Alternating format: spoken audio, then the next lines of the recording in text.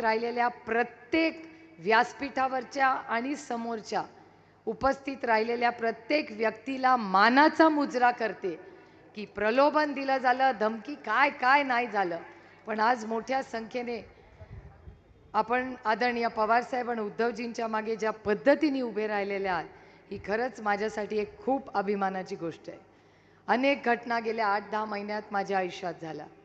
मला असं वाटत होतं आव्हान, पत्रकार पण मला विचारतात की हा संघर्षाचा काळ हा कसा तुम्ही लढणार. म्हटलं जर आदरणीय पवारसाहेब, उद्धवजी आणि राहुल गांधी लढू शकतात तर मी नक्कीच लढू शकते. आणि आमच्या सगळ्यांची ताकद हे तुम्ही सगळे आहात.